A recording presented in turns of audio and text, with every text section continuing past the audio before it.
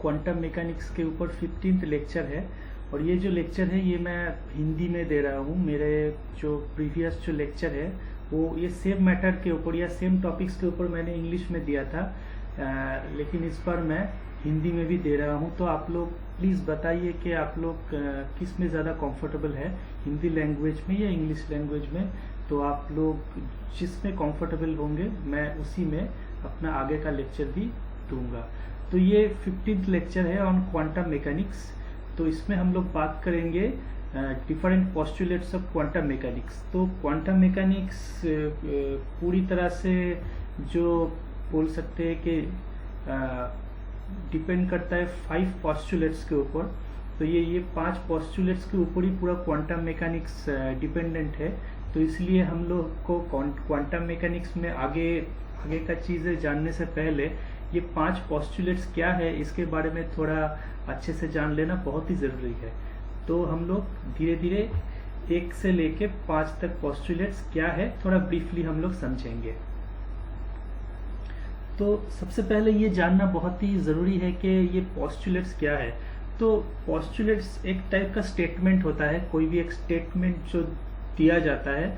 अभी वो statement true भी हो सकता है, फॉल्स भी हो सकता है, लेकिन वो पोस्टुलेट्स में कब तब्दील होगा, वो पोस्टुलेट्स में कब कन्वर्टेड होगा, वो डिपेंड करता है कि वो स्टेटमेंट का जो प्रेडिक्शन है वो प्रेडिक्शन का वैलिडिटी कैसा है। मतलब मान लीजिए मैंने कोई स्टेटमेंट दिया, मैंने कोई बात कही, कोई एक स्टेटमेंट किया। अभी वो स्टेटमेंट का जो आउटकम है, जो भी वो आउटकम है वो एक्सपेरिमेंटली भी ट्रू है कि नहीं वो पहले देखना पड़ेगा। जैसे अगर एक्सपेरिमेंटली वो स्टेटमेंट का ट्रू नहीं होता है तो हम लोग उसको पोस्टुलेट्स नहीं कह सकते हैं। अगर वो एक्सपेरिमेंटली भी वो जो पोस्टुलेट से जो भी रिजल्ट निकल आता है वो सेम रिजल्ट अगर एक्सपेरिमेंट करके भी निकलता है तब हम लोग उसको कह सकते हैं कि उसको ये एक टाइप का पोस्टुलेट्स है। पोस्टुलेट्स एक ऐसा चीज़ है जो कभी भी एक्सपेरिमेंट मैथमेटिकली उसको प्रूव किया नहीं जाता। दिस इज बेसिकली टेकन और गिवन टू बी ट्रू। तो उसका पूरा डिपेंड करता है कि हम लोग जो भी प्रेडिक्शन करते हैं पोस्टुलेट्स के ऊपर डिपेंड करके वो प्रेडिक्शन एक्सपेरिमेंटली भी ट्रू होना चाहिए, तभी उसको सही मायने में हम लोग पोस्टुलेट्स कह पाएंगे। तो पहला पोस्टुलेट्स क्या है? तो पहला पोस्टुलेट्स है the state of A system can be completely described by the wave function. इसका मतलब क्या है? तो हम लोग जो क्वांटम मैकेनिक्स में कोई भी एक सिस्टम को पूरी तरह से जानने के लिए उसका वेव फंक्शन जानना बहुत ही ज़रूरी है। तो हम लोग अगर कोई भी एक सिस्टम का वेव फंक्शन क्या है इसके बारे में जान ले, या फिर वो वेव फंक्शन का इक्वेशन क्या है वो अगर हम लोग को पता चल जाएगा तो उस सिस्टम के बारे में बाकी सब चीज़ें भी हम लोगों को पता चल जाएगा फ्रॉम द वेव फंक्शन। तो wave function is the very basic thing of A system.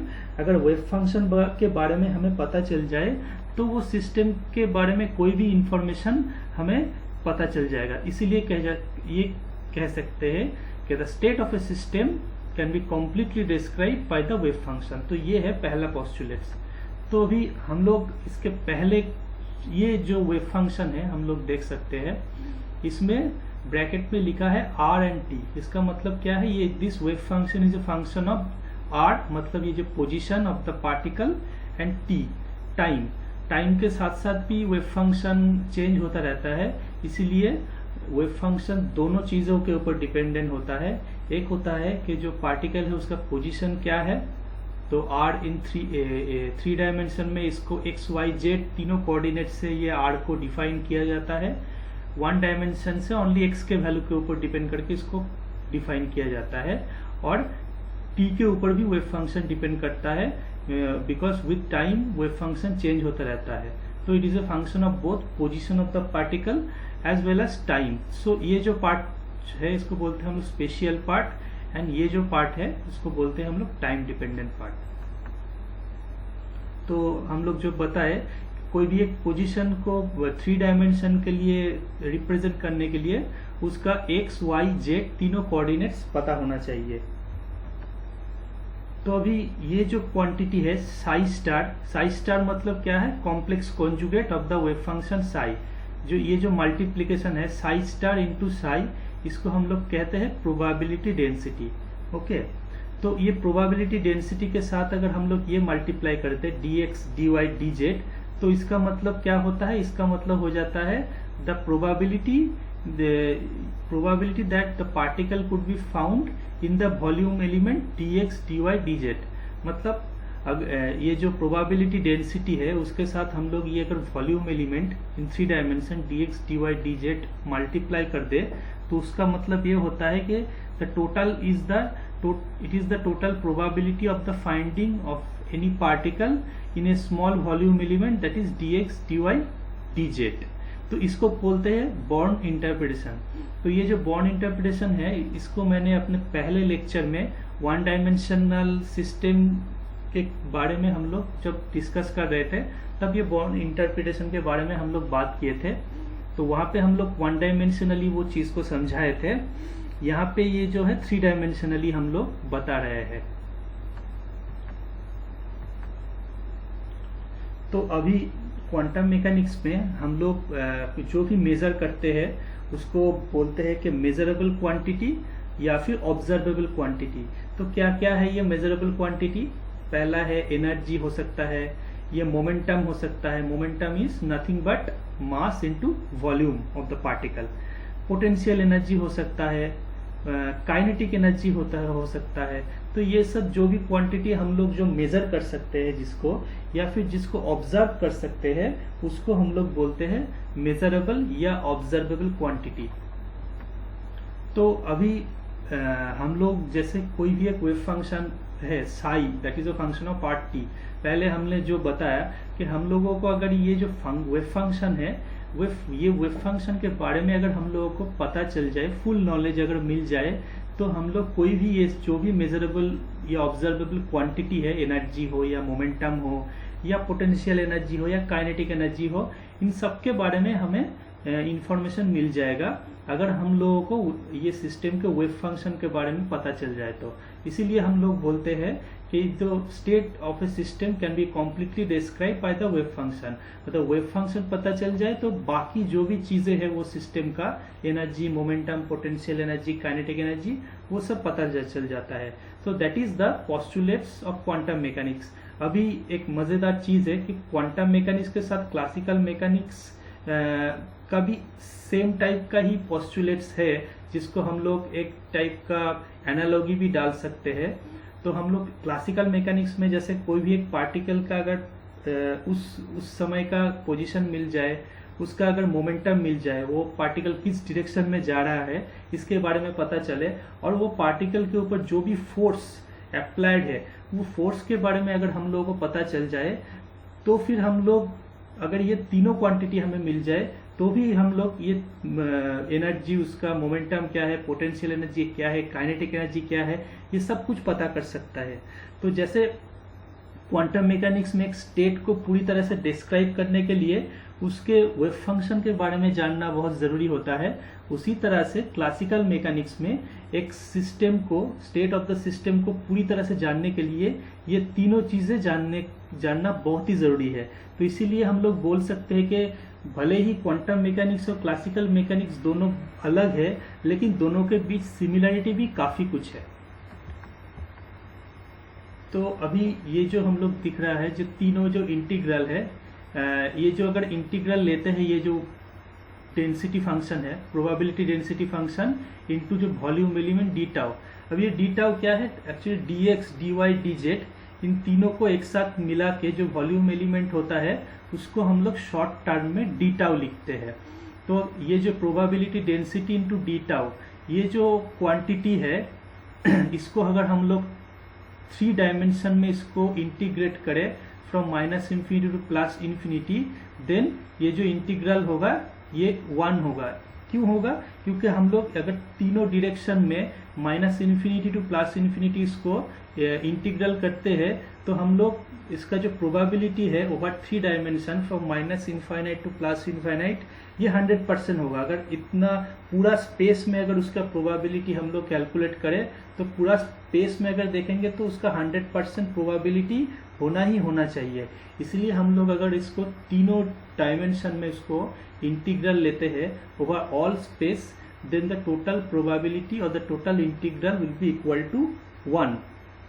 अभी क्या है कि हर वक्त ये 3 इंटीग्रल लिखना बहुत टाइम कंज्यूमिंग होता है, तो इसीलिए हम लोग क्या करते हैं कि इसके जगह पे ये एक छोटा नोटेशन यूज करते हैं, only one single integral use करते हैं, और ये नीचे आर यूज करते हैं. आर मतलब रैशनल नंबर, तो रियल, और या फिर कह सकते हैं रियल नंबर, मतलब जो कोई भी मतलब माइनस इनफाइनाइट से लेकर प्लस इनफाइनाइट तक जो भी नंबर है जिसके बीच में हमें इंटीग्रेशन करना है वो नंबर रियल होगा, that can not be imaginary. इसीलिए इस तरह का आर लिखा जाता है. और इसके ऊपर 3 क्यों, 3 मतलब हम लोग तीनों कोऑर्डिनेट्स जो है एक्स वाई जेड, तीनों कोऑर्डिनेट्स में हम लोग इंटीग्रेशन कर रहे हैं, तीनों डायमेंशन में हम लोग इंटीग्रेशन कर रहे हैं. तो इससे क्या हो गया कि इतना बड़ा जो भी सिग्नेचर है या साइन है वो बहुत छोटा हो गया. इससे हम लोगों को टाइम भी बचता है, स्पेस भी बचता है. तो मान लो इस तरह का सिस्टम मतलब nth डायमेंशन सिस्टम भी हो सकता है, जो भी क्वांटम मैकेनिकल सिस्टम है. यूक्लिडियन स्पेस में तो बहुत सारा डायमेंशन होता है, तो इसका मतलब ये नहीं कि अगर 10 डायमेंशन है तो हम लोग 10 बार ऐसा इंटीग्रल लिखे. हम लोग सिंपली एक सिंगल इंटीग्रल लिखेंगे, r लिखेंगे और उसके ऊपर 10 लिख देंगे. तो इस तरह से हम लोग नोटेशन लिखेंगे. जो मान लो n नंबर ऑफ डायमेंशन में हम लोगों को इंटीग्रेशन करना है, तो r⁴n over the volume element into that probability density ऐसा लिख देंगे. तो this is a very quite simplistic expression of writing this integration over n number of dimensions. Okay, तो जो पोस्टुलेट 1 है वहाँ पे हम लोग पहले जो बताया कि एक सिस्टम को जानने के लिए उसका वेव फंक्शन के बारे में जानना बहुत ज़रूरी है. उसके साथ साथ आप बोल सकते हैं कि उसमें ये जो वेव फंक्शन है बेसिकली ये एक टाइप का फंक्शन ही होता है. तो फंक्शन डिफरेंट टाइप का होता है, तो कौन कौन सा फंक्शन वेव फंक्शन होगा ये जानना बहुत ज़रूरी है. कोई भी फंक्शन तो वेव फंक्शन नहीं हो सकता है, उसके लिए कुछ क्राइटेरिया है होगा. तो उसके अंदर एक क्राइटेरिया है कि ये जो वेव फंक्शन है उसको हम लोग नॉर्मलाइज कर सके. तो wave function has to be normalisable, then we can say that the wave function is the true wave function. अगर ये नॉर्मलाइजेबल नहीं है तो इसको हम लोग वेव फंक्शन नहीं मान सकते. ये कोई भी एक फंक्शन है हो सकता है, लेकिन वो वेव फंक्शन नहीं है. तो वेव फंक्शन होने के लिए उसको नॉर्मलाइजेबल होना बहुत ही ज़रूरी है. तो नॉर्मलाइजेबल होना मतलब क्या, ये जो भी हम लोग इंटीग्रेशन लेंगे, जो भी अगर कोई एक वेव फंक्शन को हम लोग वेव फंक्शन बोलते हैं, तो फंक्शन स्टार मतलब उसका complex conjugate into that function has to be 1. तो जनरली कोई भी फंक्शन अगर रियल नंबर होता है तो उसका कॉम्प्लेक्स कॉन्जुगेट भी रियल होगा. तो that function into function means तो फंक्शन स्क्वायर उसका जो इंटीग्रल है वो 1 होना पड़ेगा. मतलब जो भी एक फंक्शन हम लोग लेंगे उसका जो इंटीग्रेशन होगा 1 भी हो सकता है या फिर कोई कांस्टेंट भी होगा तो भी चलेगा. मतलब इसको स्क्वायर इंटीग्रेबल होना पड़ेगा. मतलब कोई भी एक फंक्शन अगर लेंगे तो उसका स्क्वायर को अगर हम लोग इंटीग्रेट करते हैं over all the dimension from minus infinite two plus infinite, तो जो ये इंटीग्रेशन आएगा that should be a constant which is less than infinite. तभी हम लोग बोल सकते हैं कि ये वेव फंक्शन नॉर्मलाइजेबल है. ये अगर वैल्यू c आता है तो इसको 1/c से अगर हम लोग डिवाइड कर देंगे तो ये वेव फंक्शन हो जाएगा नॉर्मलाइजेबल. तो this is one of the criteria for a function to be a wave function. जैसे एक फंक्शन है एक्स स्क्वायर. अभी हम लोग अगर एक्स स्क्वायर को अगर इंटीग्रेट करते हैं तो इसका इंटीग्रेशन आता है इनफाइनाइट. तो ये इसका मतलब क्या है, एक्स स्क्वायर एक फंक्शन हो सकता है but that can not be a wave function. अभी हम लोग चले आते हैं हमारे दूसरे पोस्टुलेट के ऊपर. दूसरा पोस्टुलेट क्या कहते हैं कि for every classical observable there must be a linear Hermitian quantum mechanical operator. ठीक है, तो अभी यहाँ पे पहला वर्ड क्या है, क्लासिकल ऑब्जर्वेबल. तो हम लोग अपने पोस्टुलेट 1 जब के बारे में बता रहे थे तो ऑब्जर्वेबल मतलब क्या है, जिसको हम लोग ऑब्जर्व कर सकते हैं या फिर मेजर कर सकते हैं. जैसे kinetic energy, momentum, position etcetera etcetera. तो ऑल आर दिस ऑब्जर्वेबल. तो इस तरह का जो भी ऑब्जर्वेबल है, काइनेटिक एनर्जी हो सकता है, उसका मोमेंटम हो सकता है, उसके कॉरस्पॉन्डिंग एक ऑपरेटर रहेगा. और वो ऑपरेटर कैसा होगा, वो ऑपरेटर होगा लीनियर एज वेल एज हार्मिशियन. तो ये दो टर्म बहुत इंपॉर्टेंट है। तो कोई भी एक ऑब्जर्वेबल है, एनर्जी हो, मोमेंटम हो, या पोजीशन हो, या पोटेंशियल एनर्जी हो, उसका कॉरस्पॉन्डिंग एक ऑपरेटर होना चाहिए, और वो ऑपरेटर को ये दो क्राइटेरिया फुलफिल करना चाहिए। उसको लीनियर होना पड़ेगा और उसको हर्मिशियन होना पड़ेगा। तो ये जो लीनियर ऑपरेटर है, इसके बारे में मैंने अपने पहले लेक्चर में, पहले जो भी लेक्चर मैंने दिया था क्वांटम मैकेनिक्स के ऊपर, उसमें हम लोग लीनियर ऑपरेटर के बारे में क्लियरली बताए थे। लीनियर ऑपरेटर क्या होता है, मान लीजिए ये कोई एक फंक्शन है, that is sum over i equal to 1 to n ci/fi। इसका मतलब क्या है, इसको अगर आप एक्सपेंड करते हैं c1f1 plus c2f2 plus c3f3 etcetera, तो ये ऑपरेटर ये फंक्शन के ऊपर ऑपरेट होता है। इसको अगर हम लोग ऐसे भी लिख सकते हैं कि ये जो भी कोएफिशिएंट ये जो फंक्शन के साथ एडजेसेंट है, इसको हम लोग इसके बीच में अगर ये ऑपरेटर को हम लोग डाल सकते हैं, मतलब ci into operator o fi(x), तो इन दोनों के बीच में अगर ये ऑपरेटर आ सकता है और ये इक्वेशन को सेटिस्फाई करते हैं, तब हम लोग बोल सकते हैं इसको एक linear operator. So this is the basic definition of linear operator. तो ये जो क्राइटेरिया है, इस तरह का जो फंक्शन, इस तरह का जो ऑपरेटर है, मतलब टेकिंग nth स्क्वायर और taking the derivative, taking the integration, ये जो भी ऑपरेटर है, इंटीग्रेशन भी एक ऑपरेटर है, डिफरेंशिएशन भी एक ऑपरेटर है। तो ये जो भी ऑपरेटर है, इसको हम लोग इस तरह का इक्वेशन में डाल सकते हैं, इसलिए इसको बोलते हैं लीनियर ऑपरेटर। और taking the square root of any function is not a linear operator, क्योंकि हम लोग उसको इस तरह से नहीं लिख सकते हैं, इसलिए उसको बोलते हैं नॉन लीनियर ऑपरेटर।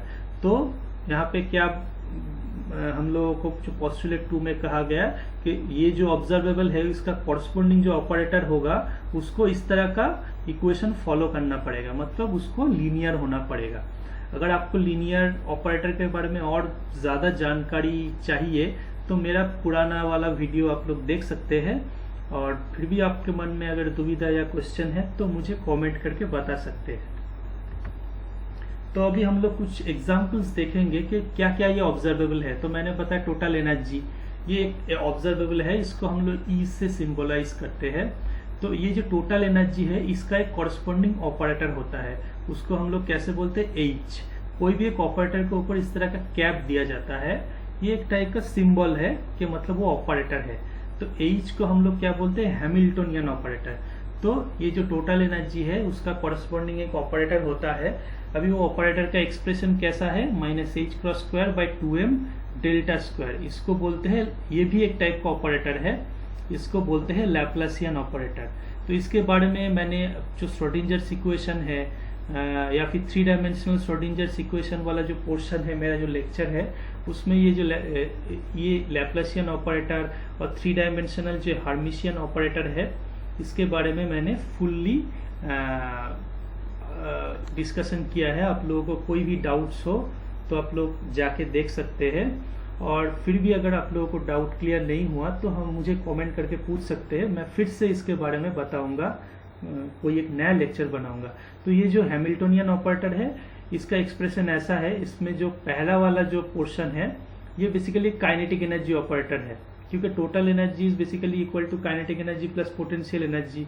तो काइनेटिक एनर्जी का एक ऑपरेटर होगा दिस वन, तो यहाँ पे देख सकते हैं काइनेटिक एनर्जी का जो ऑपरेटर है, ये वाला ऑपरेटर है। और दूसरा होता है potential energy. Potential energy operator होता है ऐसा, v that is function of X Y Z in 3 dimension. तो यहाँ पे जो पोटेंशियल एनर्जी ऑपरेटर, और दोनों मिला के जो बोलते हैं उसको बोलते हैं काइनेटिक एनर्जी ऑपरेटर और हैमिल्टोनियन ऑपरेटर। उसी तरह पोजीशन के कॉरस्पॉन्डिंग ऑपरेटर होता है इन 1 डायमेंशन, सिर्फ x करके उसको डिनोट किया जाता है, और 3 डायमेंशन में r, उसके ऊपर एक एरो दिया जाता है। तो 3 डायमेंशन में जो x ऑपरेटर होता है, वो x के साथ उसका पोजीशन जो भी है उसको मल्टीप्लाई करने से ही हो जाता है। और 3 डायमेंशन में उसका ऑपरेटर का जो एक्सप्रेशन है, that is x into I plus Y into J plus Z into K. यहाँ पे आई जे के ये क्या है, ये यूनिट वेक्टर है, unit vector along X axis, Y axis और जेड एक्सिस। तो ये जो एक्सप्रेशन है ऑपरेटर का, वो 3 डायमेंशनल एक्सप्रेशन है। और ये जो एक्सप्रेशन है वो 1 डायमेंशनल एक्सप्रेशन है। उसी तरह जो मोमेंटम होता है उसका भी 3 dimensional as well as 1 dimensional expression होता है। ये जो एक्सप्रेशन है ये 3 डायमेंशनल एक्सप्रेशन है, -IH cross first derivative with respect to x, y and z, और ये सिर्फ x डायमेंशनल सिस्टम अगर 1 डायमेंशनल है तो जो मोमेंटम ऑपरेटर होगा उसका मैथमेटिकल फॉर्म ऐसा होगा, और अगर सिस्टम 3 डायमेंशनल है तो उसका मैथमेटिकल ऑपरेटर का एक्सप्रेशन ऐसा होगा। तो ये सब रहा ऑब्जर्वेबल और ये उसका कॉरस्पॉन्डिंग ऑपरेटर। तो ये जो भी ऑपरेटर है उसको ये 2 क्राइटेरिया सेटिस्फाई होना ही होना चाहिए। पहला क्राइटेरिया कि ये जो भी ऑपरेटर है इसको लीनियर होना पड़ेगा, मतलब इस तरह का एक्सप्रेशन हम लोग लिख सकते हैं, और ये हार्मिशियन होना पड़ेगा। अभी हार्मिशियन ऑपरेटर के बारे में मैं अभी कुछ ज़्यादा नहीं बताऊंगा, मैं अपने कोई और एक लेक्चर में अलग से ही बनाऊंगा हार्मिशियन ऑपरेटर के ऊपर, क्योंकि ये एक छोटा 2-3 लाइन में बोल के ख़त्म करने वाला चीज़ नहीं है।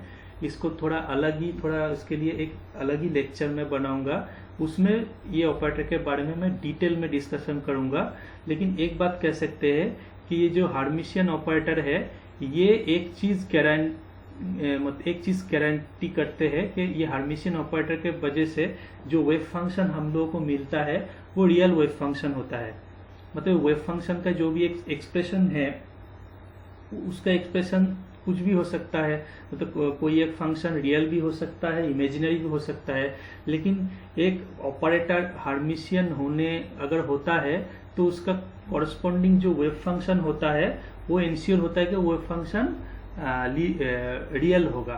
तो ये पोर्शन मैं अपने कोई एक अलग लेक्चर में हार्मिशियन ऑपरेटर के बारे में बताऊंगा, that Hermitian operator ensure that the wave function should be a real function. Okay, so this is the second postulate. अभी हम लोग आ जाते हैं अपना तीसरा पॉस्टुलेट के ऊपर। तो अभी हम लोग 2 पॉस्टुलेट के बारे में जान गए हैं। पहला पॉस्टुलेट क्या है?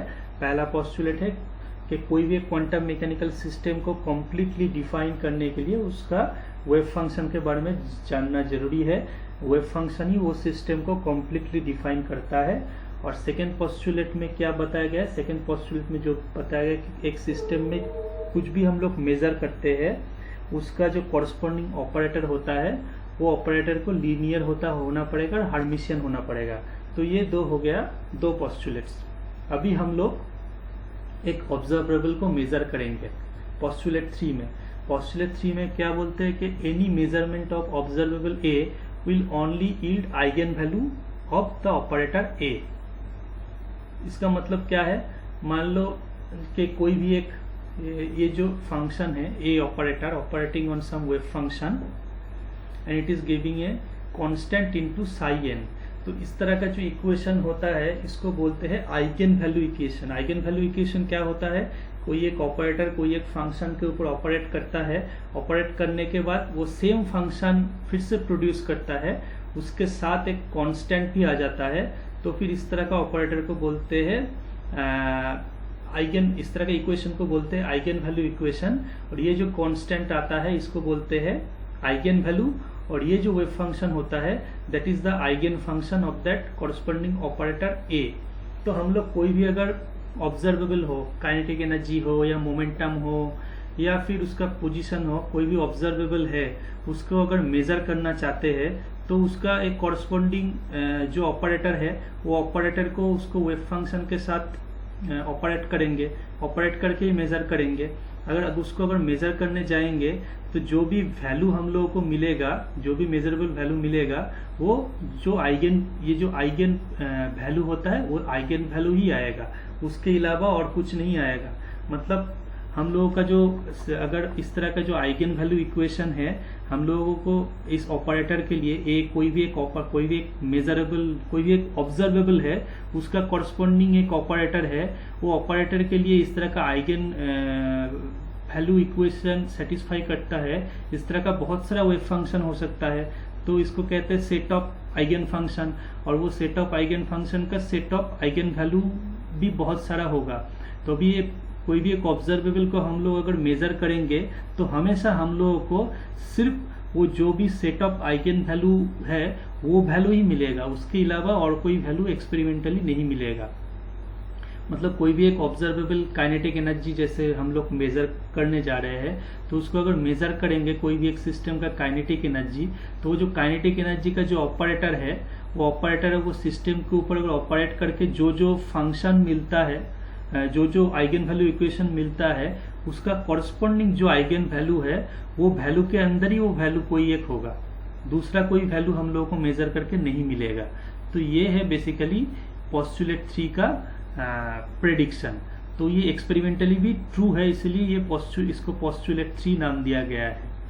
तो यहाँ पे हम लोग बोल सकते हैं कि जैसे ऐसा बहुत सारा सेट ऑफ आइगन फंक्शन के अंदर कोई एक आइगन फंक्शन है साई आई। अगर कोई एक सिस्टम का आइगन फंक्शन साई आई होता है, तो अगर हम लोग उसको अगर मेजर करते हैं तो हमेशा हमें उसका आइगन वैल्यू ही मिलेगा ए आई, और कोई वैल्यू हमें मिलेगा ही नहीं। So that is the third postulate कि हम लोग any measurable observable A will only yield the eigen value of A. मतलब काइनेटिक एनर्जी हो या पोटेंशियल एनर्जी हो या पोजीशन हो, उसका जो कॉरस्पॉन्डिंग ऑब्जर्वेबल को हम लोग अगर मेजर करेंगे एक्सपेरिमेंटली, तो हमें उसका कॉरस्पॉन्डिंग आइगन वैल्यू ही मिलेगा, जो भी सेट ऑफ आइगन वैल्यू है वही मिलेगा, उसके अलावा और कुछ नहीं मिलेगा। Okay, so this is the third postulate of quantum mechanics. Now coming to the fourth postulate।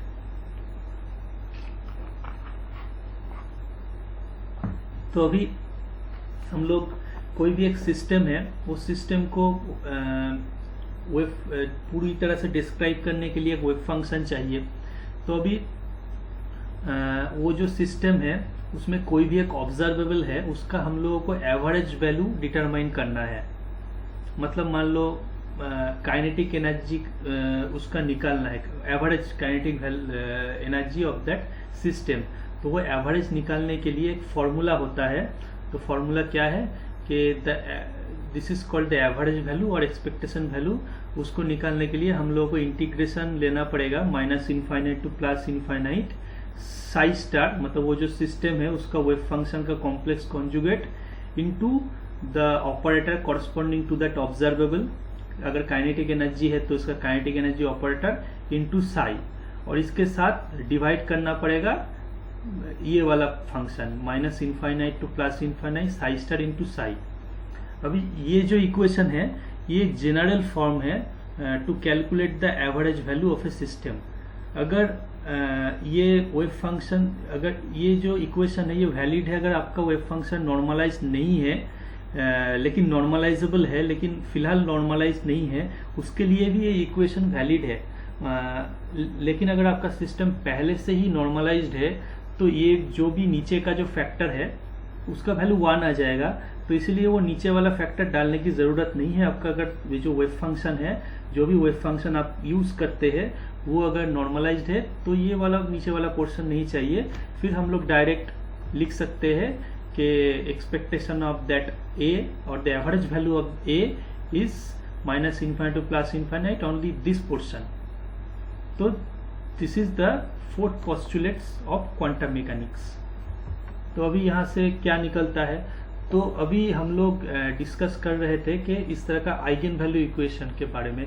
तो ये आइगन वैल्यू इक्वेशन में क्या होता है कि ये ऑपरेटर कोई एक वेव फंक्शन के ऊपर ऑपरेट होता है और फिर से वो वेव फंक्शन जनरेट करता है।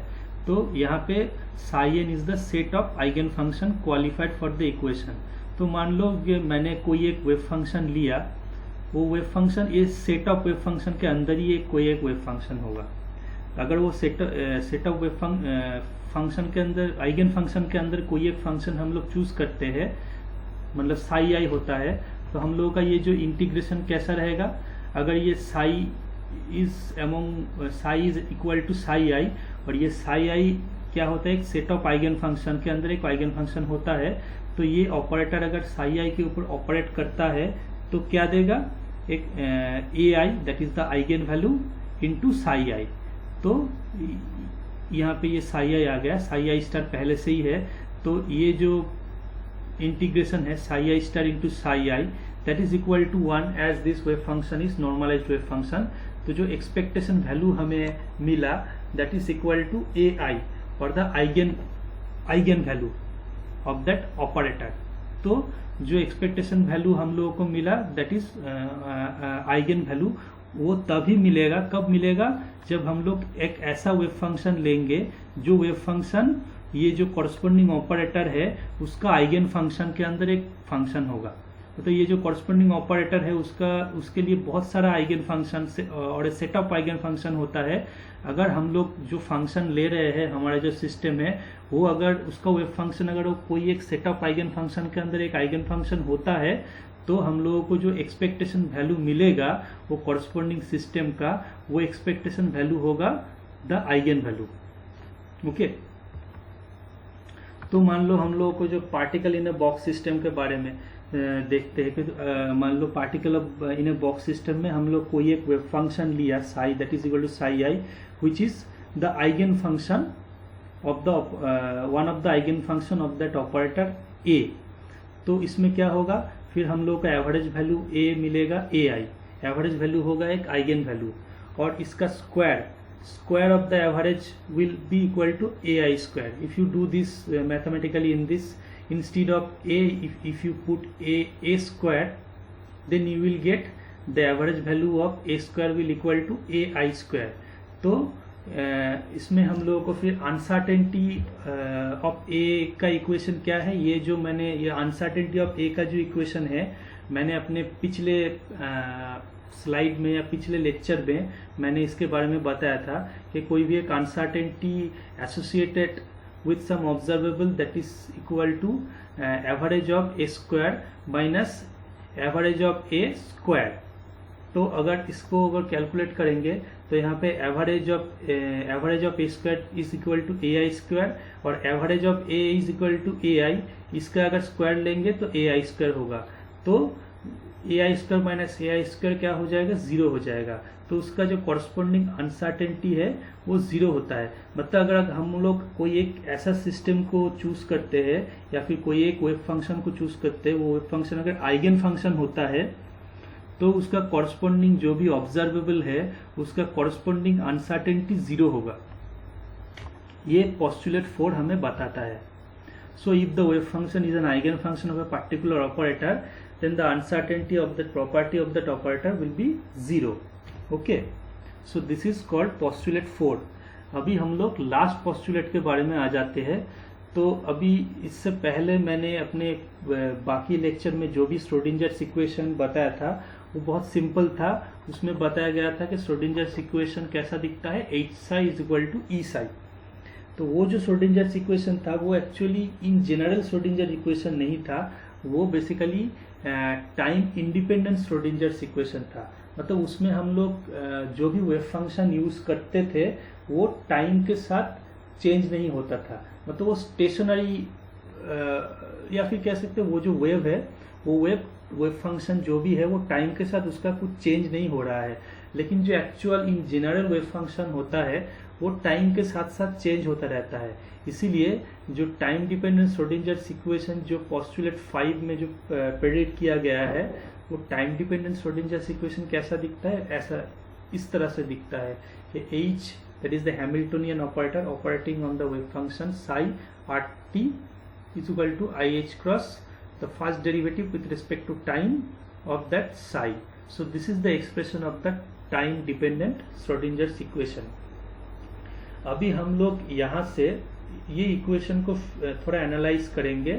तो मैंने अपने जो पहले जो श्रोडिंजर्स इक्वेशन जब हम लोग डिराइव किए थे तब हम लोग दिखाए थे कि कोई भी एक फंक्शन है, मान लीजिए F that is a function, if it is function of both X and Y, then we can split this function into two function like any function. अगर एफ एक्स वाई है तो हम लोग बोल सकते हैं that can be expressed as a function of X into function of Y. मतलब दो फंक्शन का प्रोडक्ट की तरह हम लोग वो फंक्शन को रिप्रेजेंट कर सकते हैं। इसी तरह हम लोग ये जो फंक्शन है Sai that is function of position और टाइम, तो इसको हम लोग एक्सप्रेस कर सकते हैं दो फंक्शन का प्रोडक्ट के तौर पे। तो हम लोग बोल सकते हैं कि applying separation of variable, this function is product of two function. First function that is function of only position, तो ये जो फंक्शन है ये सिर्फ पोजीशन के ऊपर डिपेंड करता है, वो टाइम के साथ चेंज नहीं होता है। और ये जो फाई वाला जो फंक्शन है ये सिर्फ टाइम डिपेंडेंट फंक्शन है। तो this process is called separation of variable. Now if we just put this expression instead of psi R T, what happened, ये इक्वेशन हम लोगों को मिलेगा।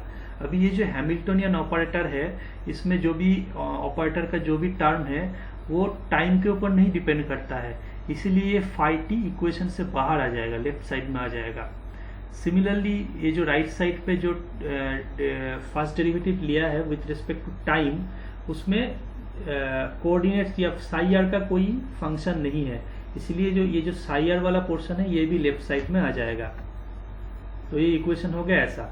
अभी हम लोग क्या करेंगे कि ये जो टाइम वाला पोर्शन है फाई टी उसको राइट साइड में लेके जाएंगे और ये जो कोऑर्डिनेट वाला पोर्शन है इसको लेफ्ट साइड में लेके आएंगे। तो इक्वेशन हो गया थोड़ा रीअरेंज करके ऐसा, ये वाला portion that is equal to this portion.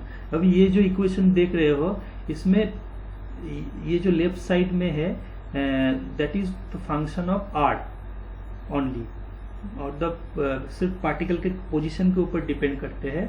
और ये जो राइट साइड वाला जो फंक्शन है that is function of time only. तो ये दोनों पूरी तरह से दो इंडिपेंडेंट इक्वेशन है जो एक दूसरे के साथ इक्वल हो रहा है। तो इस तरह का दो अगर इंडिपेंडेंट फंक्शन एक दूसरे के साथ अगर इक्वल होता है ये तभी पॉसिबल है अगर ये दोनों इक्वल टू सम कांस्टेंट होता है तभी। तो ये जो कांस्टेंट है उसको हम लोग नाम देते हैं ई। तो ये जो सेपरेशन ऑफ वेरिएबल प्रोसेस है ये हम लोगों को दो इक्वेशन दिया, this is equal to E and this portion equal to E, ये दो इक्वेशन। तो पहला इक्वेशन क्या है, H psi R equal to, ये साई आर को अगर इधर लेके जाते हैं तो ई इंटू साई आर। तो आप अगर देखेंगे तो ये this is nothing but time independent Schrodinger's equation. तो हम लोग देखिए by using separation of variable we can split this time dependent Schrodinger's equation into two parts. The first part is time dependent Schrodinger's equation. Now the second part is time dependent Schrodinger's equation. ये जो second part है 1 by phi t, first derivative with respect to time phi t is equal to e by IH, इसको थोड़ा rearrange करके minus IE by H। तो अगर हम लोग ये d phi T by phi T इसको इंटीग्रेट करेंगे डी टी को ये साइड लेके, तो इसका जो इंटीग्रेशन है वो है होता है एल एन टी। तो L N phi T is equal to minus I E T by H cross, और we can say phi T is equal to exponential minus E I T by H cross. तो ये जो portion है, ये जो wave function है, ये पूरी तरह से टाइम डिपेंडेंट पोर्शन है। तो हम लोग ये जो भी वेव फंक्शन है साई, इसको दो पोर्शन में हम लोग स्प्लिट कर दिए। एक जो बोलते हैं साई आर, जो पूरी तरह से टाइम इंडिपेंडेंट है, सिर्फ पार्टिकल के कोऑर्डिनेट्स के ऊपर डिपेंड करते हैं। और ये जो पोर्शन है फाई टी, वो पूरी तरह से टाइम डिपेंडेंट फंक्शन है। अभी इन दोनों को अगर मल्टीप्लाई करेंगे तभी हम लोगों को टोटल फंक्शन मिलेगा। तो ये वाला पोर्शन टाइम डिपेंडेंट है, this is time independent function. अभी the total expression of the function will be equal to like this, psi r into e to the power minus I e t by h cross. So this is the full description of the wave function, that is time dependent wave function. So this is the total wave function. अभी ये जो time dependent वाला portion है, ये function actually rotate होता है complex plane के ऊपर विथ टाइम। यहाँ पे देख सकते एक्सपोनेंशियल पार्ट में माइनस आई है, मतलब ये जो नंबर है कॉम्प्लेक्स नंबर होता है। तो ये जो भी वेव फंक्शन होता है वो एक प्लेन के ऊपर रोटेट करता है with time, and this plane is the complex plane. तो ये रहा 5 पोस्टुलेट्स क्वांटम मैकेनिक्स का। तो हम लोग जस्ट समराइज करते हैं क्या क्या पोस्टुलेट है। फर्स्ट पोस्टुलेट में ये बताया गया कि एक सिस्टम को जानने के लिए, आप पूरी तरह से जानने के लिए वेव फंक्शन को जानना बहुत ज़रूरी है, क्योंकि वेव फंक्शन एक सिस्टम को पूरी तरह से डिफाइन करता है। और दूसरे पोस्टुलेट में क्या बताया गया, दूसरे पोस्टुलेट में बताया गया कि जो भी मेजरेबल प्रॉपर्टी है, काइनेटिक एनर्जी है, पोटेंशियल एनर्जी है, कोई भी मेजरेबल प्रॉपर्टी है, उसका कॉरस्पॉन्डिंग एक ऑपरेटर होता है। वो ऑपरेटर को होना चाहिए लीनियर होना पड़ेगा, उसके साथ साथ हार्मिशियन होना पड़ेगा। तो लीनियर क्यों होना पड़ेगा, लीनियर ऑपरेटर क्या है उसके बारे में मैंने बताया। हार्मिशियन ऑपरेटर के बारे में मैं बाद में बताऊंगा। उसके बाद क्या बताया कि तीसरा जो पोस्टुलेट है कि हम लोगों को कोई भी ऑब्जर्वेबल है, मतलब काइनेटिक एनर्जी हो, पोटेंशियल एनर्जी हो, पोजीशन हो, कोई भी ऑब्जर्वेबल को अगर हम लोग को मेजर करते हैं तो हमें सिर्फ उसका आइगन वैल्यू ही मिलेगा। उसको वो जो भी मेजरेबल है उसका कॉरस्पॉन्डिंग जो ऑपरेटर का आइगन वैल्यू है, वो आइगन वैल्यू ही मिलेगा हम लोग अगर एक्सपेरिमेंटली कोई ऑब्जर्वेबल को मेजर करते हैं। तो ये हो गया तीसरा पोस्टुलेट। और चौथे पोस्टुलेट में कोई भी एक सिस्टम को अगर कोई भी एक वेव फंक्शन साई से डिस्क्राइब किया जाता है तो वो सिस्टम का एवरेज वैल्यू निकालने के लिए क्या इक्वेशन है, वो इक्वेशन पोस्टुलेट 4 से पता चलता है। तो that is the fourth postulate of quantum mechanics. और फिफ्थ पोस्टुलेट क्या बताता है, फिफ्थ पोस्टुलेट बताता है टाइम डिपेंडेंट श्रोडिंजर्स इक्वेशन के बारे में। जो श्रोडिंजर्स इक्वेशन टाइम डिपेंडेंट को दो पार्ट में हम लोग डिवाइड कर सकते हैं। First part is time independent part and the second part is time dependent part. ये दो मिलके टोटल टाइम डिपेंडेंट श्रोडिंजर्स इक्वेशन बनता है। तो ये रहा क्वांटम मैकेनिक्स का 5 पोस्टुलेट्स। तो अभी आपको अगर ये पूरी लेक्चर में कुछ डाउट्स है, आई नो बहुत सारा डाउट होगा, तो जो भी डाउट्स है प्लीज़ कमेंट सेक्शन में बताइए। तो जो भी डाउट्स है वो सब लेके मैं अलग ही लेक्चर बनाऊंगा आप लोगों को कन्वीनियंट के लिए। तो यहाँ तक देखने के लिए बहुत बहुत शुक्रिया आप लोगों को। और प्लीज़ ये जो चैनल है मेरा केम्बासिस, इसको सब्सक्राइब कीजिए और इसको शेयर कीजिए, ताकि ये जो भी ऑनलाइन लेक्चर है बाकी ज़्यादा से ज़्यादा लोगों के पास पहुँच सके। And take care of yourselves. Good bye.